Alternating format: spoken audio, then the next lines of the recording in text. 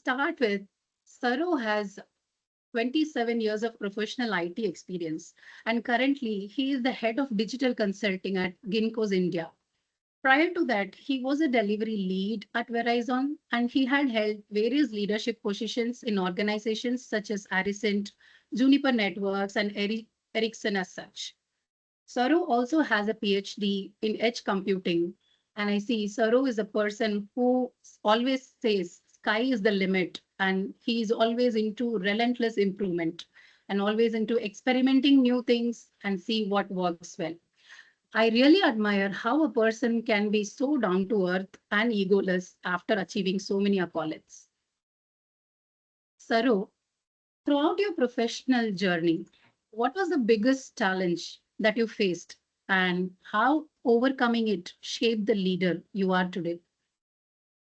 Thank you for giving the opportunity to be part of this fireside chat. And good morning, everyone. Happy Women's Day to all.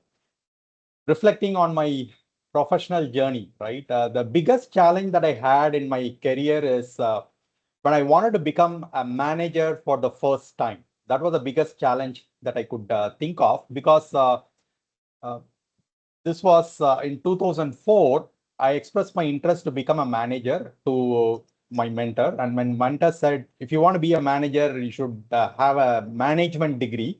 So go and do an MBA. So I enrolled in an MBA program, spent 2 years, completed the MBA program. And in 2006, I went back to my manager and said, I've completed the MBA program, but I still don't feel like I'm ready for managing a team. And having worked with me for some time, he said, Saro, I think the limitation that you have currently is your ability to communicate and influence people. Now, if you have seen me way back in 2006, you would know the challenge that I had. I always used to think in Tamil, translate my thoughts into English and express my thoughts. And even if somebody asked me, Saro, how was your weekend? I would not be able to answer such a question. I'll say good, smile, and then walk away from that person because I was afraid that they'll ask many more questions in English, right? So that's how I was. And a friend of mine referred me to Toastmasters, and Toastmasters helped me to fix that gap. It took me 3 years to reach the level that I'm today.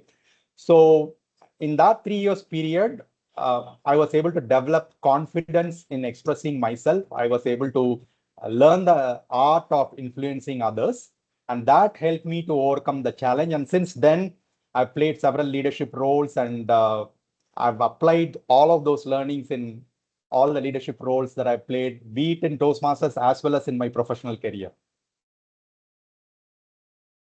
Thank you, Saru. I think that's what I said. You are self-improvement, like you want to improve yourself, that is clearly seen, and you want that to be done for others also around you. That is really good. Yeah. So you are a distinguished Toastmaster, right? You must have spent a lot of time in volunteering. So can you share with us what is the importance of volunteering time? Okay, so like I said, I joined Toastmasters in 2006, and it's a platform similar to Speakers High, and you get a lot of volunteering opportunities. In fact, one of the first opportunities that I signed up for is to come up with a newsletter for the club. And at that time, I didn't have any knowledge on what a newsletter is, similar to how Shanthini didn't have any clue about how to use Canva when she joined Speaker Side, right? The first flyer that she prepared is still available as a reference so that in the future, Shanthini can compare herself how much she has evolved. So similarly, at that time, I didn't have any experience on coming up with a newsletter, reaching out to people, collecting articles, designing a newsletter, even going to the Xerox shop to create a newsletter, right? So I got all that experience over a period of 3 weeks, and that experience really helped me at workplace. Whenever I have to create a flyer or I have to create some white paper, I'll not be dependent on the design team. I'll be able to do it all myself. And not only that, 5 years later, I was able to publish a book for my daughter. She wrote some stories, I compiled them and published a small book. 10 years later, I published my own book on 5G without the help of anybody, right from cover design to editing, proofreading, all of that. And 15 years later, I was able to come up with several manuals for speaker side, right? So normally people look at volunteering as work. Okay? They stay away from volunteering because it appears like work. But when you raise your hand and sign up for as a volunteer, you accumulate a lot of skills in a safe to fail environment, which you will be able to apply in several aspects of your life. So that's the beauty of volunteering. And I strongly recommend all to make use of any volunteering opportunities.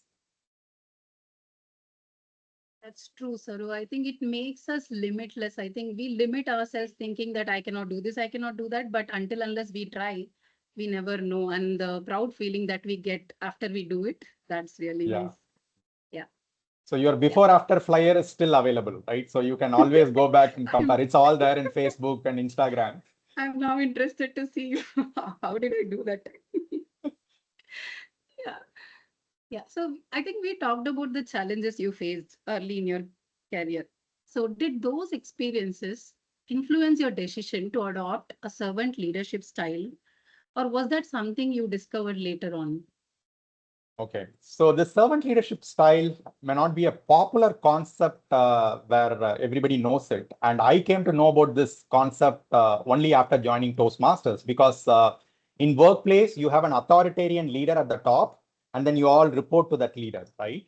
But in organizations, volunteering organizations, the pyramid is actually inverted, which means members are the most powerful people in the organization and the leader doesn't have as much power. So the leader's utmost priority is to help others succeed. So that's called servant leadership. Servant leadership is all about prioritizing the needs of our team members first before even prioritizing our own needs. And I got introduced this beautiful to this beautiful concept, and I realized, for example, in a volunteering organization like Speakers Hive, I cannot say, hey, Deepthi, you should be sending your script on Monday morning, right sharp at 9 o'clock. Otherwise, I'm not going to give you a speaking opportunity. If I sound like an authoritarian leader, then all the Deepthis will vanish from this community. So the only way to influence Deepthi is, Deepthi, I know you're super passionate about improving your communication skills. And the best way to do it is preparing well in advance. And it will help if you send it by Monday so that I'll get chance to review your script and you'll have time to practice. And together we'll put together a great show. So that's servant leadership. So servant leadership is all about positively influencing your team members, prioritizing their needs first. And if you do this, imagine the magic that you can do at workplace. Because at workplace, there are people reporting to you. They are anyway obligated to follow whatever you are saying.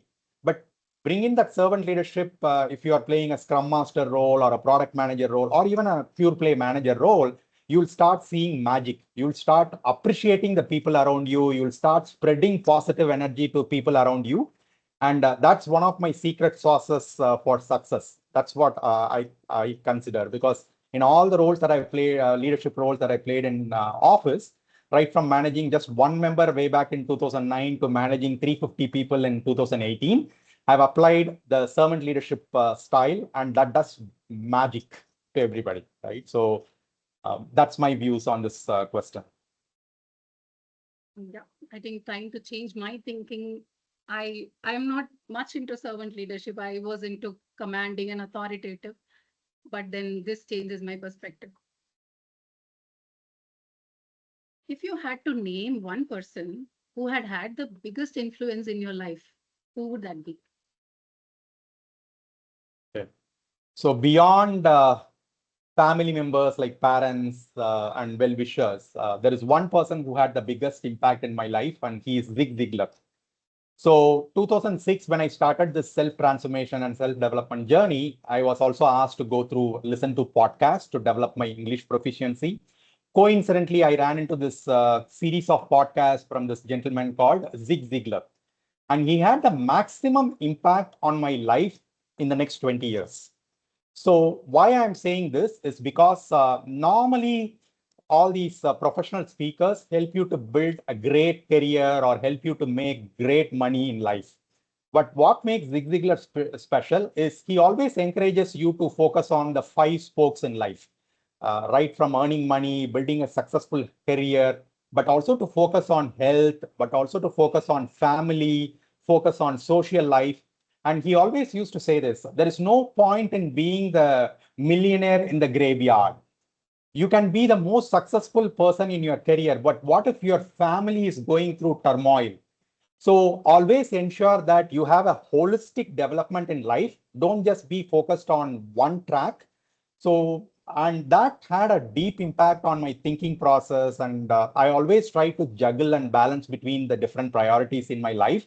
And I don't sign up for much more than what I can accommodate, right? So I'll ensure that I have 5 goals at the beginning of the year around all these 5 areas. And I ensure that I stick to them, right? So Zig Ziglar is the person who had the maximum impact. He's no more, by the way, but his writings and his podcasts and his speeches are all there in the public domain. He had the maximum impact on my thought process as well as on my success. I'm taking this point, Saro. We are juggling between priorities, and sometimes we don't know which one to give higher priority to. We might be doing the wrong thing, but I think finding out doing the right thing at the right time is what makes us different from others. Yeah. So beyond skills and titles and all the degrees, okay, what's the one trait that you believe that makes us as better human beings to one another? In fact, I always have this thought that you should respect fellow human beings, and respect is something that everybody deserves, irrespective of their title, how much money they have, and whether they are smart or dumb. Respect is something that you have to give to every single human being. Even in volunteering organizations or even in offices, I say this: title stays for a year or two, but relationships last longer. So at workplace, I've had stiff competition with some of my peers, but they are still good friends, and I've maintained that friendship for several years, several decades. And I never burn bridges with anybody. There is no single person who I have worked with in the past would say, I don't talk to Saro, or Saro doesn't talk to me. Okay, so I treat everybody equal.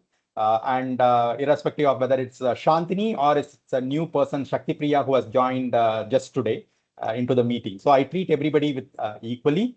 Even some of the people that I've let go in the organization, I've made several such tough decisions over my leadership journey, but they are still in contact with me. We all maintain good relationships. So what I personally feel is you need to respect everybody, irrespective of their talent, potential, wealth, or whatever influence that they have, power, right? You should respect everybody and treat everybody equally. And and most importantly, don't burn bridges with anybody. I don't like that person or I don't want to talk to that person. Don't develop that mentality that it's not good for you. Who knows? You'll be looking for a job 5 years from now and that person will be your hiring manager, right? What will you do? So that is the reason why I don't burn bridges with anybody and I treat everybody with respect, right? Of course, for some selfish reasons, like we may get benefited in the future. That's one way of putting it, Saro. I think, yeah, don't burn bridges with anybody. That needs a lot of inner work that we have to do, because at sometimes we may not be able to do that. But what is the work that I need to do so that I can be calm and then stay calm and then do when I talk to others, right? Yeah. So that brings the end of the questions that I had. So we have a question in the chat window. I'm taking a question from Asra. So nowadays, women are empowered, but still they are struggling to climb up in the ladder as a leader, like a CEO or a C2. So, what would be your insights or guidance to today's young, passionate women to grow? Okay, so this is a very common question or thought that normally comes to women employees. And what I've observed, right? So I've seen several women climbing up the ladder, becoming successful. And I also have seen women who are stuck in certain roles for a very long time. The ones who were able to climb fast and grow up in the career, they are able to, I wouldn't say they are able to do everything with perfection, right? So normally people who are stuck, they try to do everything on their own. They wouldn't delegate or they wouldn't reach out to others for help. What do I mean? For example, probably good example is my own wife. So she wants to do all the household chores herself. Now, if you want to do all the household chores yourself, because of course you want to cook healthy food for everybody, you want to keep the house clean, perfect. If you want to do it all yourself, then you are sacrificing on something else, which means you are limiting your progress on your career. And the ones who have learned to climb fast in the professional career, especially if you want to be a CEO or CTO, then you have to sacrifice some of that. I'm not saying ditch your family and just focus on the professional life, but ensure that you maintain that fine balance. Delegate things which can be delegated. And if some of you are maybe blessed with some enough support system, but if you are blessed, then it's well and good. But if you are not blessed, be okay to delegate. Probably you may not achieve that 100% efficiency in that food that got cooked or the house that was clean, but still okay. But focus your additional time on your building your professional career, right? So don't try to be the best in everything. You may have to let go of something to get something else. Asra, I think you must have got answer for your question. Yeah, Shanthini, thank you. Thanks for taking it up. Yeah, I think that's one thing with women I've seen. All we try to do everything perfect, and then we guilt ourselves when it does not turn out perfectly as we want it. So that's something we'll have to decide which we have to let go and what is my priority. Right. Next question we have from Deepthi. So what helps you to be energetic consistently? Okay. Uh, I don't know actually. Over the period of time, there are two things that I've been consistently doing. Number one, I start my day with a morning workout, and that has been my habit for nearly 20 years. So from 2006, like I said, I went through a self-transformation journey. I started prioritizing different things at the same time, right? So um, I used to go for an early morning walk for nearly 10 years. Then I got bored with that. And then I switched to a gym routine, which I've been sticking on for the last 12 years. So I always start the day with a fitness routine. So that is probably one. And number two is having a positive outlook towards life. For example, most people look at the glass half empty. I have trained myself over the period of time to look at the glass half full. So I quite often some of my managers or even in volunteering organizations, people will come to me, oh, she's not doing this, she's doing like that. I'm not getting support from this person, that person, right? So I always try to look at that with a positive outlook. I look at the glass half full. So I try to give them that perspective also. So having a positive outlook as well as maintaining that fitness routine is helping me to stay energetic. And I always don't worry about the past. I always think more about the future, because past at times may demotivate you, but future always energizes you, right? So a mix of all these three things is what is helping me to stay energized. And all the times, or most of the times. That's really nice. I think this is the most needed advice that we all needed for this day. And then we always take inspiration from you. Yeah. So I have some rapid fire questions planned because I Oops. don't see any other questions from the chat window. So, so I'll just have like a question like coffee or tea, then you're going to tell what you like. No, I think I'll go before that. Sorry, Vijay had a question. I'm so Vijay sorry, had Vijay. a question. Yeah. I think then we'll go with, we have two more questions now. Sorry for that. Vijay's question is, does servant leadership work for everyone? So I always believe a leader exists for others. There is no need for leader if there is no need for working for others or helping others to become a better version of themselves, right? So be it Prime Minister Modi or Stalin to Shanthini and Vijay Prasad, all of you can practice servant leadership style. And I've been practicing that for the last at least 15 years. And I'm able to attract a lot of people with the servant leadership style. People naturally get attracted to you when you practice this style. So if people naturally get attracted to you, you'll be able to influence them better. So if you are able to influence them better, then you'll be able to get the best out of them, right? So I always feel servant leadership style does work for everyone.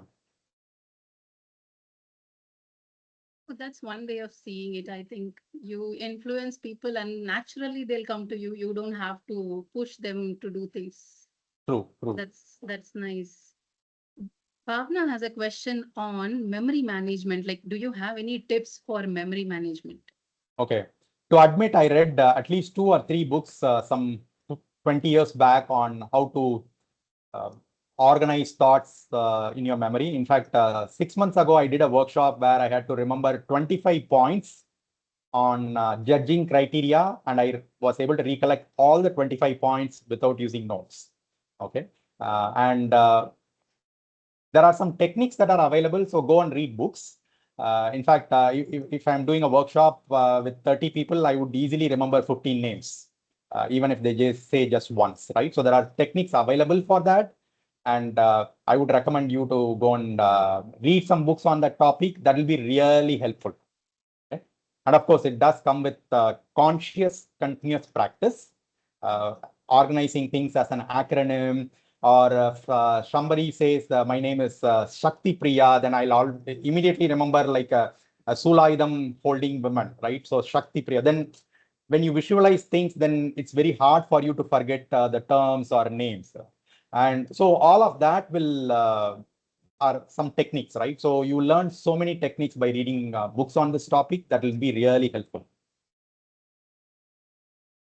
That's nice, Okay. Saru. I think recently I attended a speed reading course. I think they also teach us how do we read fast and retain the information. So that also helped me to read my books faster.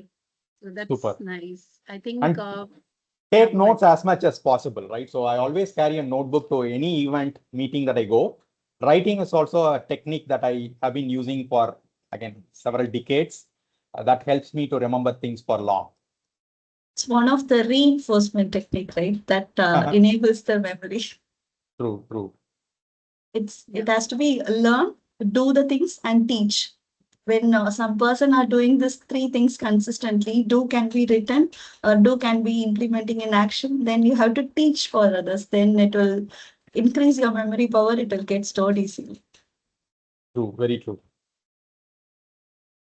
Saru, I think Bhavna has a follow-up. Maybe you can type in later fireside Yeah, chat. She asking what suggest the books that you read. sure. Yeah, so we'll take two more questions and then we'll wrap up. Um, Gayatri has a question on like, what would you want to share to anyone whom you meet and how? Um, Gayatri, is there any nuances to this question? What do you mean by what do you want to share to anyone whom you meet? Okay. So if there is one thing that I want to share, if I'm meeting some random person and if they're asking me for my advice, I'll always tell them, this is again a quote that I borrowed from Zig Ziglar. You don't have to be great to start, but you have to start to become great. And everybody has some goal or some aspiration or some skill that they want to develop. So today you need not be great to start, but you have to start to become great. And that's a secret mantra that I've been holding closer to my heart, which is driving me all these years, right? Again, credits to Zig Ziglar. So that is one thought that I would share with anyone in the world, because we want to become a better version of ourselves, right? That's nice to know, Saru. I think we have one last question. Is patriarchy still there? What do you think? Patriarchy. Can you please explain what that is? Like, just a minute. Just have someone disturbing Santosh. me here. Means Okay, so it's ruled or controlled by women. Oh, sorry, okay, ruled or controlled by men. So that's patriarchy. getting, but he's saying still there for women getting more chance. So if the question is about male Male dominance, dominance. okay. So male dominance is there because genetically we are male, have more strength. So since they have more strength when compared to women, probably that's indirectly forcing them to bring in that dominance. That's how the society is designed. You cannot change it overnight. But reflecting on the last probably 50, 60 years, I think as a society, as a human society, we are doing much more than what we were doing before to enable women to become a better version of themselves. We are seeing women coming into pretty much all aspects of life, even work that was traditionally done by men in terms of dealing with machinery, flying aircrafts, all of that is now done by women. So slowly change is happening and change is for good. Change is for good. Yeah, thanks, Saro. You finished right on time. I thoroughly enjoyed moderating this fireside chat with you, Saro. You are definitely an inspiration to all of us. And I think we will continue to get inspired from you and your actions. Thank you so much, Shanthini, and the 5 officers for providing this opportunity. I'm glad to share my views and perspectives. All the best for continued success.